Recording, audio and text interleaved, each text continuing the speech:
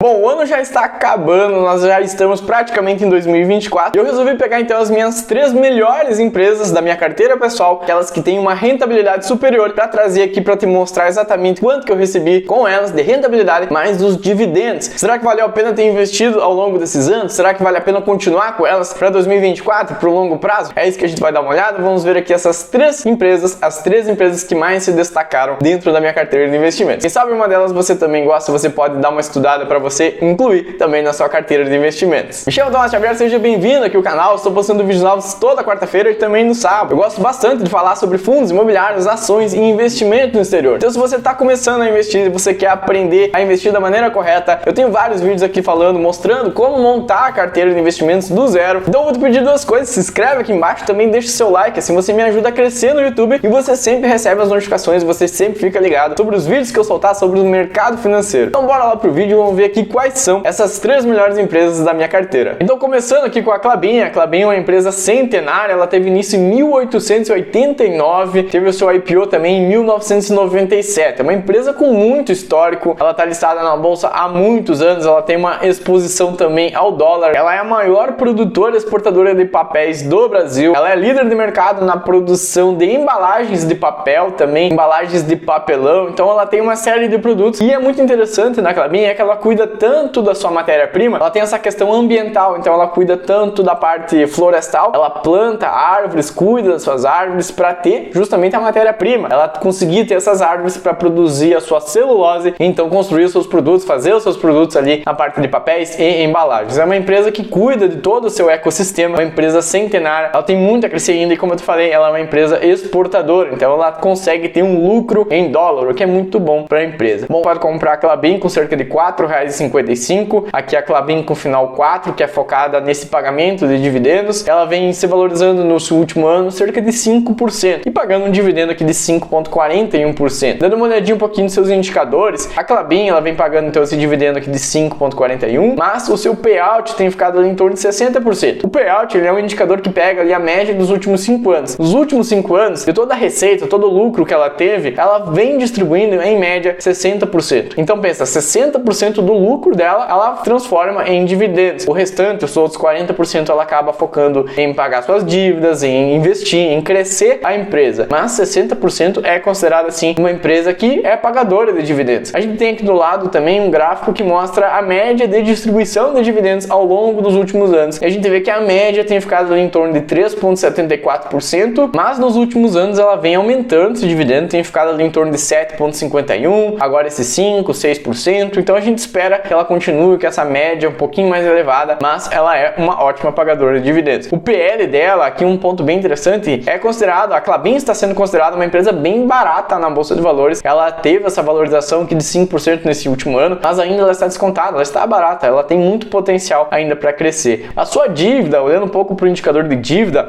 ela tem uma dívida, o DL, a dívida líquida dividida pelo EBITDA, fica em 3,41. Essa dívida indica que ela consegue pagar ela em 3 anos e meio praticamente. Então ela tem uma dívida, é uma dívida já considerada um pouco alta, uma dívida passando de 4 é uma dívida alta, para ficar de olho, pra gente ficar preocupado, mas uma dívida que até 4 a gente pode considerar ali uma dívida ok. Ela tem uma certa dívida, então ela precisa trabalhar também para pagar esse valor. Claro, agora com a taxa Selic baixando, os juros baixando no país, isso acaba diminuindo um pouco, deixando um pouco mais barato essa dívida, ela não tem que pagar tantos juros. A margem líquida dela fica em torno de 15%. Bom, de toda a receita que a empresa tem, ela consegue tirar ali 15% de lucro líquido. Ela tem bastante receita, mas também tem custos de produção, tanto na parte de plantio, na extração da celulose, na produção dos materiais. Enfim, tudo isso acaba diminuindo o lucro dela. Ela tem essa margem líquida de 15%. Uma margem líquida de 15% tá excelente, tá ótimo. A gente sempre busca empresas com uma margem líquida acima de 10%. 15% tá excelente. Quanto maior for, melhor. É mais dinheiro, é mais lucro que sobra para a empresa. Isso representa um ROI, que é um indicador de eficiência em gerar lucro líquido, fica ali em torno de 25%, 26%. Indica que a empresa tá muito legal, um ROI acima de 20, tá excelente. Uma empresa que tem sim essa eficiência em gerar esse lucro líquido. Bom, os meus valores eu investi na Klabin ainda lá em 2020, no meio da crise, lá no meio da queda lá do circuit breakers que a gente teve lá em março de 2020, muita confusão acontecendo. Eu acabei comprando a Klabin, um pouco dela lá, que eu tenho investido hoje nela cerca de R$658. O valor do mercado, se eu for vender ela hoje, eu conseguiria R$910. Então eu teria um lucro já nela de valorização do preço dela de 38%. Mas durante esses anos ali de 2020 para cá, ela me pagou dividendos, me pagou R$109 de dividendos, um valor que bem legal, que eu considero um valor bom. Se eu somar então o valor que eu tenho hoje, se eu for vender ela hoje ao mercado, mais os dividendos, eu teria um lucro, considerando os proventos, considerando os dividendos, de cerca de 54%, o que está ótimo, uma empresa aqui me trazendo uma ótima rentabilidade. A Klabin, uma excelente opção, eu gosto da empresa, ela é uma empresa centenária, esse ramo de papel, de embalagens não vai sumir, não vai desaparecer, é uma empresa que, ao meu ver, é perene, é tranquila pra gente investir pensando no longo prazo. Agora, a segunda opção, a segunda empresa que mais deu retorno para mim durante esse período, temos o Banco do Brasil. O Banco do Brasil cresceu muito nos últimos anos, ele teve uma queda bem acentuada, em 2021 ele chegou numa mínima, a gente consegue ver aqui nessa imagem, o preço hoje dele está em torno de R$50, mas ele chegou numa mínima de R$29, uma máxima de R$51. Eu consegui comprar o Banco do Brasil quando eu estava ali justamente nesses 29, então eu consegui pegar uma rentabilidade bem boa com o Banco do Brasil. A gente consegue ver que o dividendo da empresa tem ficado ali em 9,14%, uma ótima pagadora de dividendos, e nesse ano, nesses últimos 12 meses, ela se valorizou 56%. O Banco do Brasil é uma empresa que todo mundo diz que está barata, muitas pessoas investem nela pensando nisso, nessa valorização, e realmente nesse ano ela entregou isso. O payout da empresa tem ficado em 36% de média, é um payout que é considerado até baixo, então veja o tamanho do lucro que a empresa tem. Se ela distribuir esses 9% de dividendos para nós, já é um valor legal, um baita dividendo. Imagina se ela estivesse distribuindo mais da sua receita, ela tem um payout que é considerado um pouco inferior, mas ela é sim considerada uma boa pagadora de dividendos. A gente vê no gráfico aqui da direita, a média de dividendos dela tem ficado ali em 6,83%, praticamente 7%, mas nos últimos anos realmente ela aumentou esses dividendos. É uma empresa que está tendo muito lucro, os números, os indicadores da empresa estão todos redondos. Se a gente for olhar, ela aumentou muito a carteira de crédito para o